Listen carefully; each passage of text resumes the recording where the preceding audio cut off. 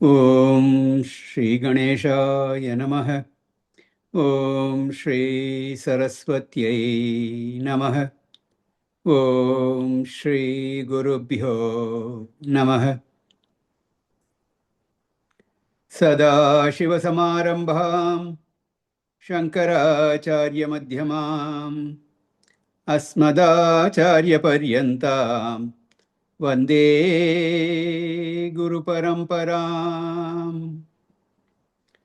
Shruti Smriti Purananam Alayam Karunalayam Namami Bhagavatpada Shankaram Lokashankaram Shankaram Shankaracharyam Keshavam Badarayanam Sutrabhashya Kritav Vande Bhagavantav Punah Punah Samasta Janakalyane Niratam Karunamayam Namami Chinmayam Devam Sadgurum Brahmavidvaram Sadgurum Brahmavidvaram Om Partaya Pratibodhitam Bhagavata Narayanena Swayam Vyasena Graditam Purana Munina Madhye Mahabharatam Advaitamritavarshinim Bhagavatim Ashtadashadhyayinim Ambatvam Anusandadhami Bhagavad Gite Bhavadveshini Yam Brahma Varunendra Rudra Marutah Stunvanti Devyai Stavaihi Vedai Sangapada Panishadaihi Gayanti Yam Samagah Dhyanavastita Tadgatena Manasa Pashyanti Yam Yogino Yasyantam na vidusura suraganah Devaya tasmai namaha Devaya tasmai namaha.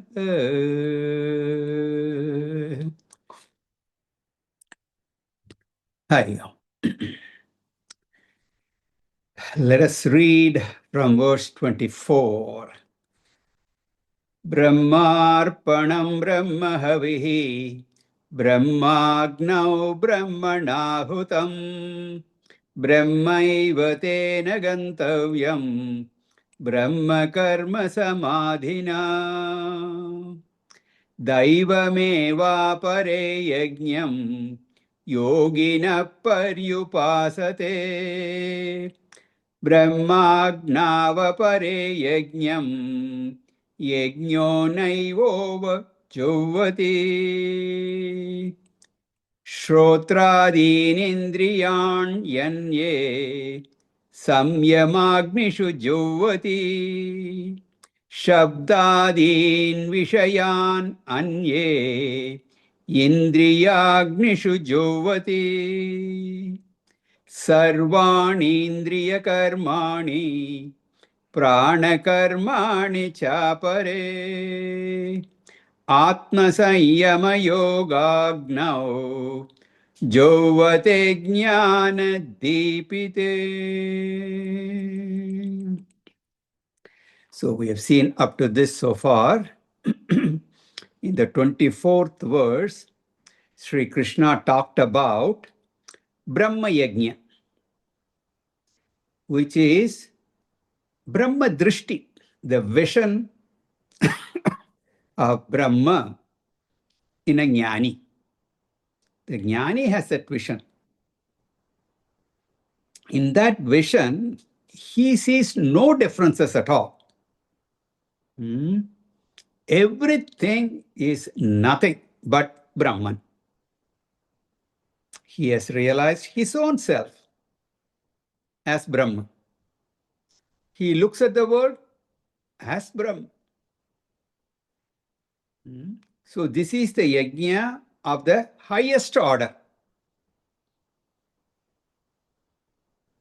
And this is what we had seen in verse 24. And in the three verses, 25, 26, and 27 that we saw last class, Bhagavan continues with many sadhanas, which he calls as other types of yajnas. Dravya yajna, bhakti, dhyana, where ego is surrendered. They were described as yajnas. Then the other disciplines like Dhamma, sense control, regulating the enjoyment, were also described as yajnas. And in the last verse that we saw, verse 27, Atma Sanyama Yoga. Here, Atma means mind. So we are talking about mastery over the mind, Shama, in which all organs of action and pranas are held in check by the mind, offering them into the mind through intellect and discrimination. So we have seen all this so far. So today we continue with some more yajnas or sadhanas. Verse 28. Dravya yajnastapo yajna. Dravya yajnastapo yajna. Yoga yajnastata pare. Yoga yajnastata pare. Swadhyaya jnana yajnascha. Swadhyaya jnana yajnascha. Yataya samshritas vratah. Yataya samshrita vratah. Dravya yajnastapo yajna. Yoga yajnastata pare. Swadhyaya jnana yajnascha. Yataya samshrita vratah. In this one verse, he has given 5 spiritual disciplines. The first one is called Dravya Yajna. In one word, varieties of charities. It can be in terms of money, in terms of materials, can also be in the form of knowledge. Even time, spending some time with people. Saying a few kind words. Comforting a sick person. All these come under this dravya. Dravya is usually substance, material, or something like that. But in a broader sense, all of them. Being generous with yourself. That is called dhana yajna. This is considered a great yajna. We will talk about dhanam later in the later chapters. Yajna, dana, tapaschaiva. We'll talk about that. It is considered a great yajna. Because in the creation, you see that in the creation. There is a flow all the time. Doesn't they say stagnant? Rivers receive water. from the mountain. And they give it to the ocean.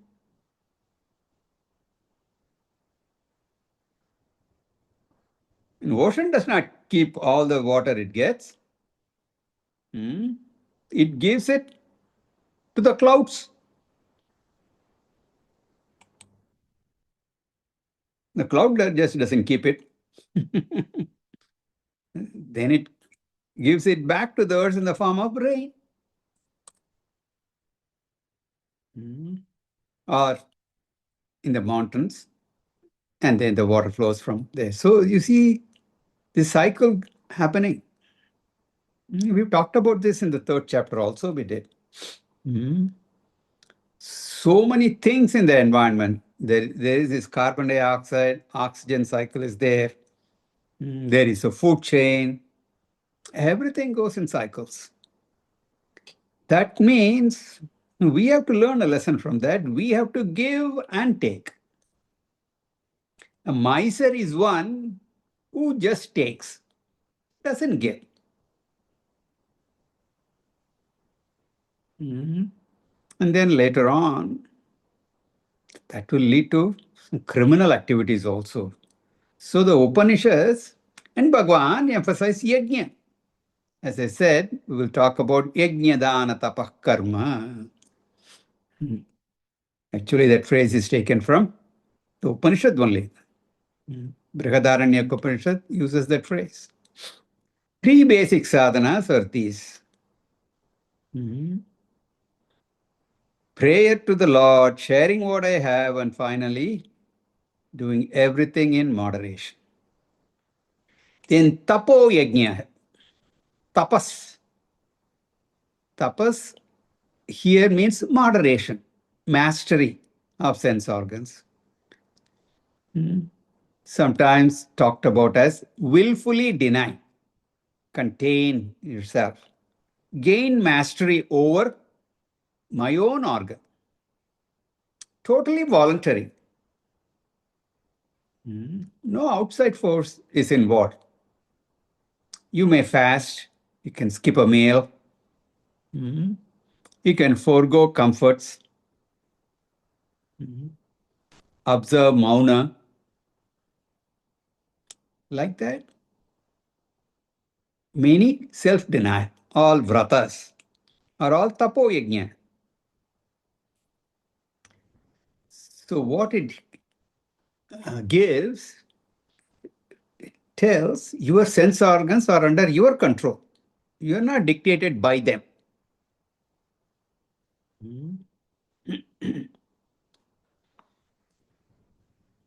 So I've mentioned this even in another context. This is a training ground for us. Tapas, which is done voluntarily, builds titiksha in you. So later on, when you are denied food for whatever reason, you are hungry, but you don't have food to eat, you can handle that situation. So your body is okay. It's not going to get all bent out of shape. No. So tapas is a nice training ground for titiksha.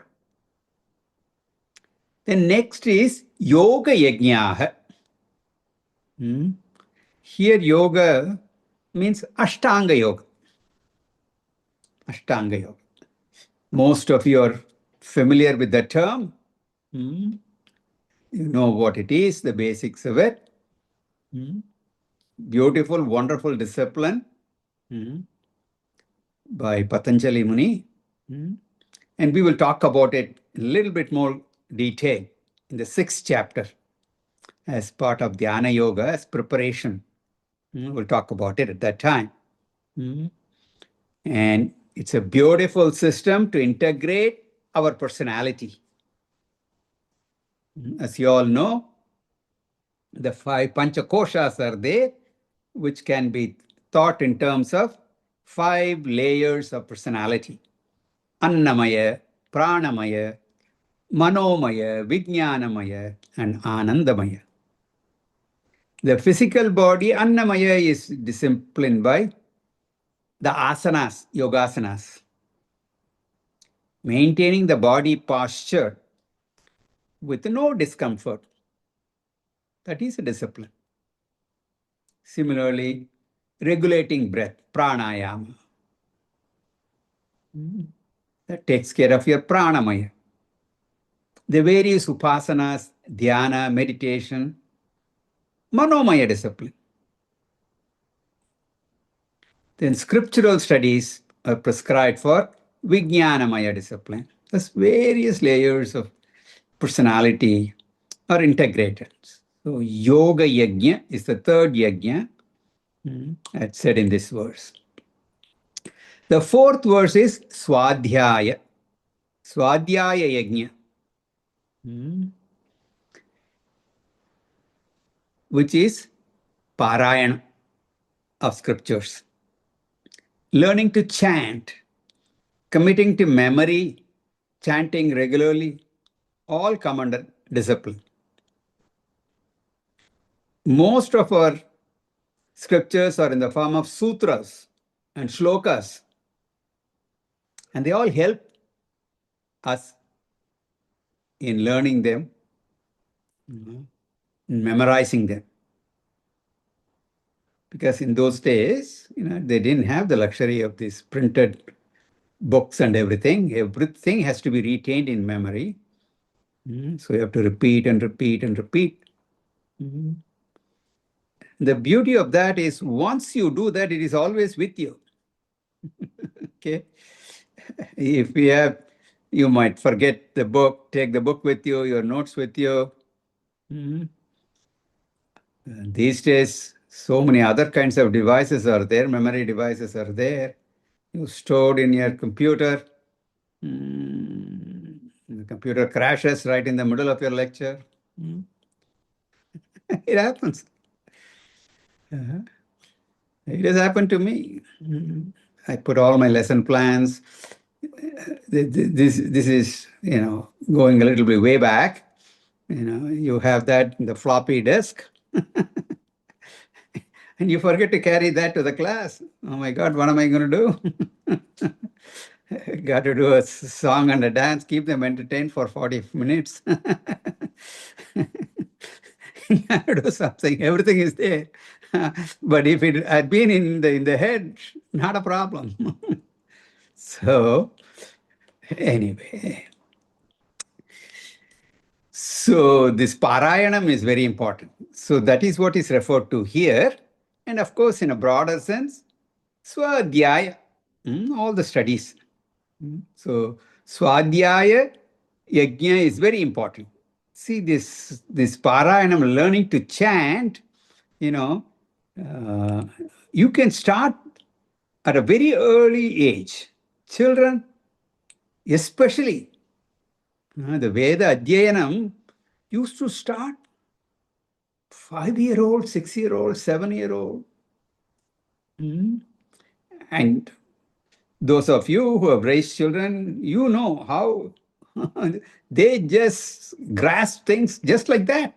You just soak it in. You probably forgot. You teach them, and you need a book and something to look at, and then teach them. And a 3-year-old who doesn't know how to read, it is an older sibling, and you're teaching the older sibling, with a book and everything. And the 3-year-old will learn, will chant as good as the other one. He doesn't know how to read. He doesn't know the letters. So a young mind, it registers everything. Quite often parents say, they should know the meaning. What is the point? You're asking them to memorize. The point is, they don't need to know the meaning. At that age, they cannot appreciate the depth of the meaning anyway.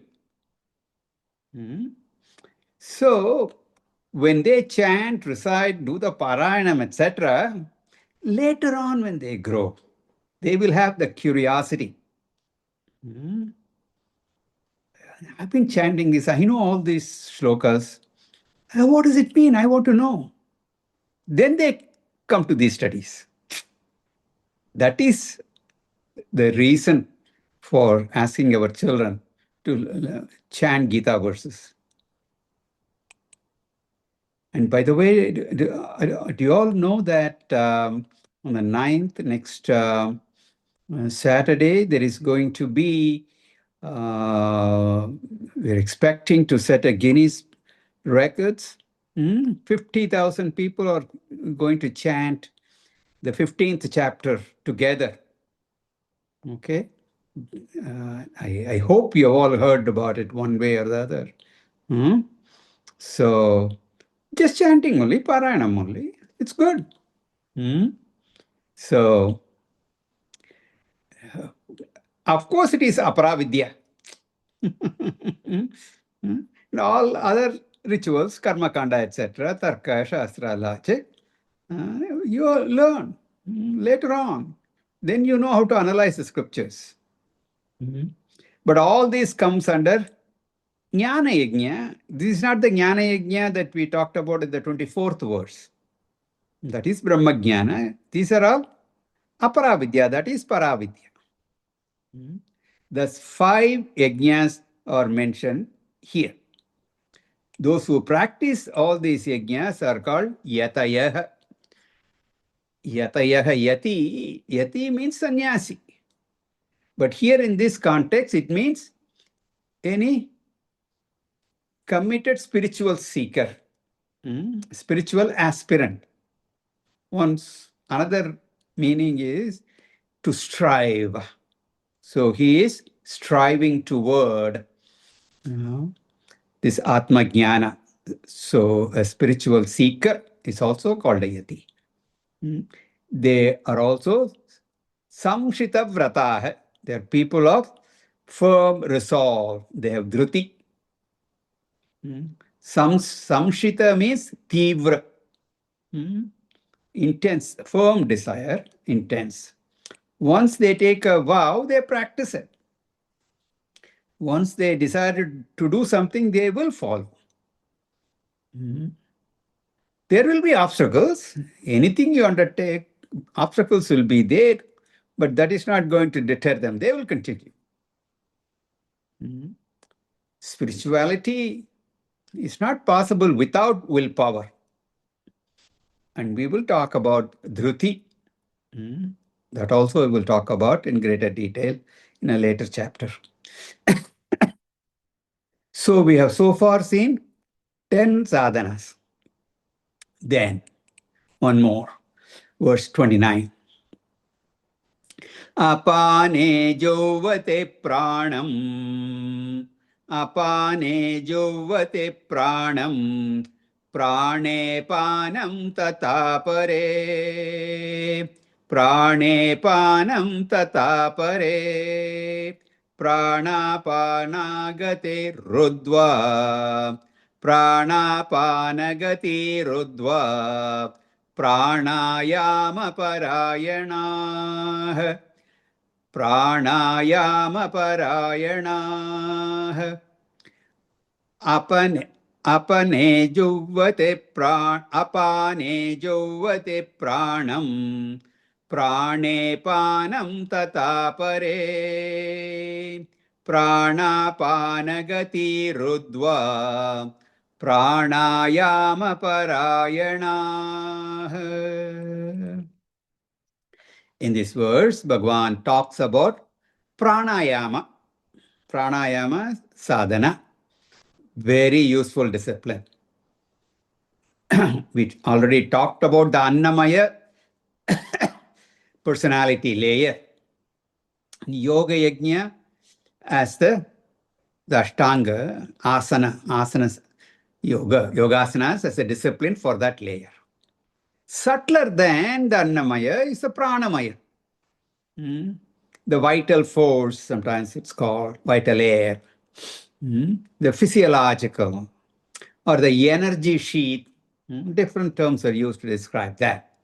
And inner to that is Manomaya. If a person disciplines the pranic personality, then it will influence both Annamaya and Manomaya.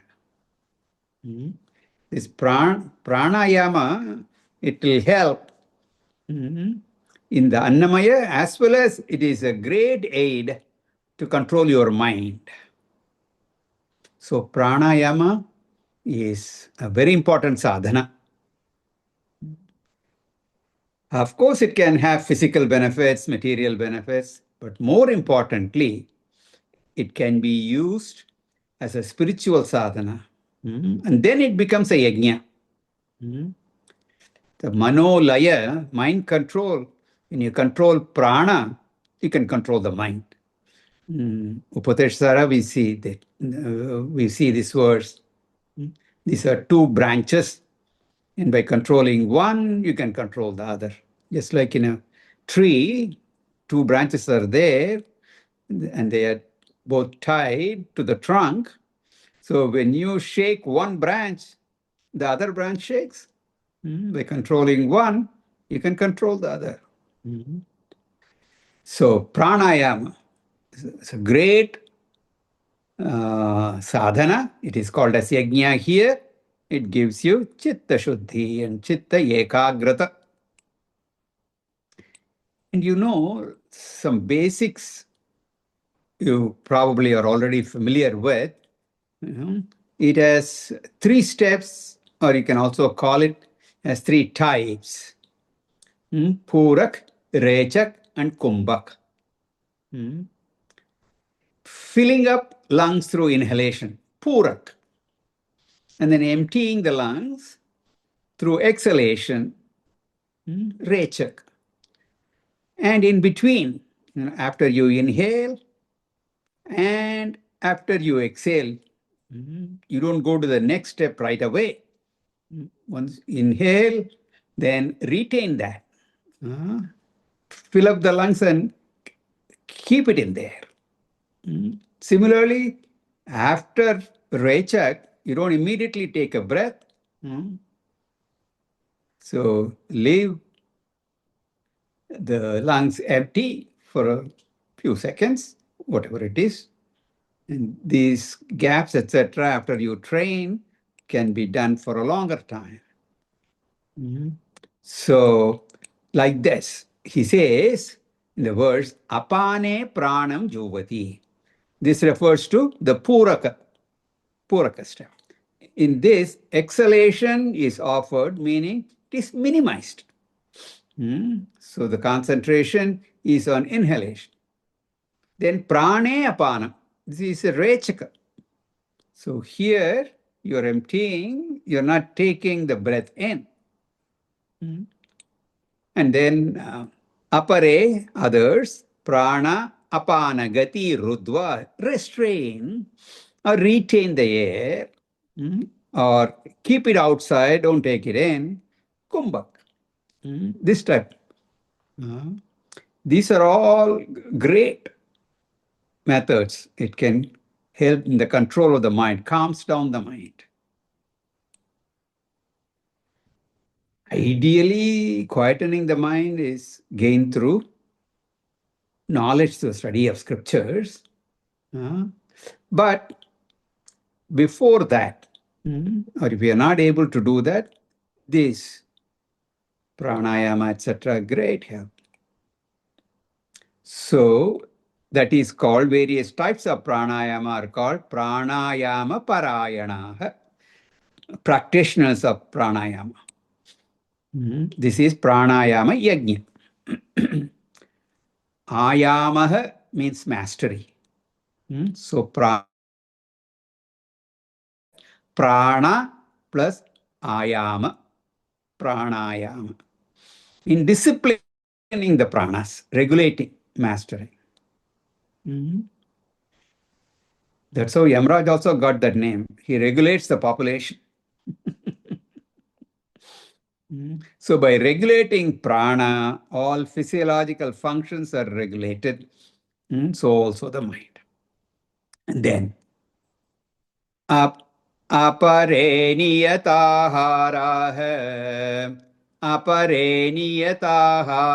hai प्राणान् प्राणेषु जुह्वति प्राणान् प्राणेषु जुह्वति सर्वेप्येते यज्ञविदः सर्वेप्येते यज्ञविदः यज्ञक्षपितकल्मषाः यज्ञक्षपितकल्मषाः अपरे नियताहाराः प्राणान् प्राणेषु जुह्वति सर्वेप्येते यज्ञविदः यज्ञक्षपितकल्मषाः. So far we have seen 11 yajnas, and now comes the 12th and the final yajna. This is Ahara Niyama Yajna. Moderation in eating. This is considered extremely important. It comes in two stages. Two aspects are involved. First is quantity control. Bhagwan will talk about this in greater detail in the 6th chapter. We'll talk about. Then quality control is also important. What I eat, when, how much, all are important. Get rid of tamasic food. Reduce eating rajasic food. Keep to eating only sattvic food. This quality control, Bhagavan is going to talk about in the 17th chapter in greater detail. So all that we will see. Apare niyata aharaha. Some people practice ahara niyama. Control of what they eat.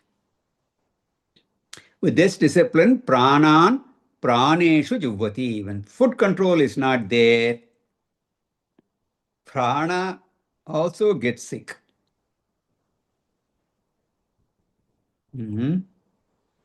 If you overeat, digestion. That's one of the pranas. Food control is that pranas become healthy. So sick pranas are offered into healthy pranas. Digestion is good, breathing is good, circulation is good, overall health is good. So weight control, watching your weight, not only cosmetically, not only beauty aspect of it, but actual health. Worldwide, obesity is a big problem. And it leads to so many other health issues. So, this ahara niyama, very important. So, Bhagavan says all these people are great sadhakas. Sarve api ete yajna vidah. Those who practice these 12 sadhanas, or any of them, they're all great sadhakas. The benefit they get is yajna kshapita kalmashaha. They destroy all impurities. So all their inner negative qualities, kama, krodha, lobha, moha, mada, matsarya, raga, dvesha, they all get removed. Even eating can be a yajna. Upavasa is a yajna. Vasa means staying. Upa means near. So when you observe upavasa, you are staying near something. You're not staying near the food. Okay, don't interpret it that way. Upavasa. The etymology of the word I tell you, vasa means stay, upa means near. So when we are talking about upavasa and food, you stay near the food. No Don't give such interpretations. No. What you do is, by not eating, you stay near God. Meaning, when we are talking about food, these days it has become a little bit easier. With all door delivery and door dash and this and that and whatnot, you don't have to go to the grocery store, get the ingredients, prepare all that, not necessary, but still. The idea is when you observe upavasa, you don't have to spend time in all that. So, with all that time you have saved, let your mind be with God. That is the idea. That is what is meant by upavasa. So you're staying near Bhagwan, then it becomes a yajna. And of course, you must know that ahara is just not the food that you take. You are feeding all your senses. Shabda, Sparsha, Rupa, Rasa, Gandha. Not only rasa, when you talk about just food, taste, eating, but the other four senses also. That is also considered ahar. So there has to be restraint in that also. What are the kinds of things you see, you hear, you smell? Everything is important. So the Lord gave mental discipline, pranayama, and like this, He has given 12 spiritual sadhanas. He named all of them as one yajna. We should remember that all these can be called sadhanas only when they fulfill two conditions. The first condition is God must be involved in that. Without God, all of them become mere exercises. They can never contribute to spiritual growth. Okay. A lot of people start with yoga. They start with meditation. Very popular these days. But without God being in there, they have limited benefits they have. And quite a few of them, after they have done that yoga practices, etc., they become curious and they want to study the scriptures. That is also happening.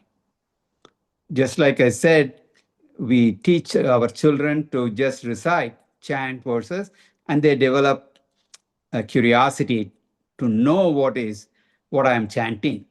In the same way, even if you start without the spiritual aspect of it, it has benefits. Of course, it has the health benefits, goes without saying, but eventually they gravitate toward spirituality also. Great. So if the motive is just for material benefit, Bhagwan will say in the 7th chapter that we can use all these not only for material benefits, but also for spiritual benefit. They qualify as yajna only if the spiritual growth is the motive. When the Lord is involved only, then it becomes a yajna. We can choose any of them or a combination or all of them. By doing so, you will destroy all your impurities. Great training, great spiritual sadhanas. Continuing, verse 31. यज्ञश्रेष्ठामृतभुजः यज्ञश्रेष्ठामृतभुजः यान्ति ब्रह्म सनातनम् यान्ति ब्रह्म सनातनम् नायं लोकोऽस्त्ययज्ञस्य नायं लोकोऽस्त्ययज्ञस्य कुतोऽन्यः कुरु सत्तम कुतोऽन्यः कुरु सत्तम यज्ञश्रेष्ठामृतभुजः Yanti Brahma Sanatanam Nayam Lokostya Yajnasya Kutonyah Kuru Sattama. So if someone, person practices one or more of these yajnas, and then only he takes regular food, because eating, drinking is not the first job of the day. Our scriptures clearly says that one should get up before sunrise to welcome Surya Bhagavan, who is Pratyaksha Devata, and then only take in anything. The day should begin with a prayer. Even bathing in the morning is sacred. Not only cleans the body, but also gets rid of the mental impurities that were gathered the day before. Every activity we do, every transaction we engage in, leaves a mental dust. We may develop anger, jealousy, anxiety, frustration, so on and so forth. These are all inner dirt. As you keep working on a hard day, etc., we sweat. If you're outside, dust falls. These are all outside. Those impurities you can remove physically by bathing. In addition to that, the inner dirt also. If these impurities are not washed away regularly, just as we cannot say, I bathed yesterday, why should I bathe today? No, we do it every day. Get rid of negative mental impurities also. Every day with a prayer. That also is good. We even have snana mantras, like Agamarshana Suktam, sin washing Suktam, hymn. Prayer to Varna Devata to wash away all the sins. If you don't know these mantras, at least chant the name of your Ishta Devata. Invoke the Lord's blessings. So snana, the bathing itself, is a yajna. If after such a snana and prayer, I put on a fresh set of clothes and then break my fast, the food I take is called yajna shishtam, yajna prasad. It's called yajna prasad. Anytime you take food after saying a prayer, it becomes yajna shishtam. Sure, you all are familiar with this tradition. When we cook food in the morning, before we eat, it is always offered to the Lord, snaivedyam. And after that, we take that food. Then it becomes prasada. It becomes yajna prasada. Yajna shishta amrutam bhujaha. He enjoys the nectar of yajna prasada. Such a life will lead to moksha or immortality. Therefore, it is called amrutam. If you're not leading such a disciplined life, make a little change for a few days and see the difference for yourself. There'll be a tremendous change in your mental state. So Bhagavan says, what happens to them?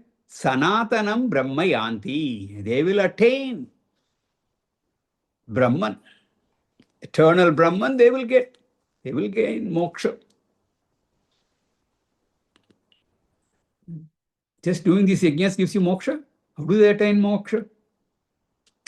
Said there are 12 yajnas, out of which one is Jnana yajna. If you practice the 11 yajnas first, they will lead you to Jnana yajna, which is the most powerful.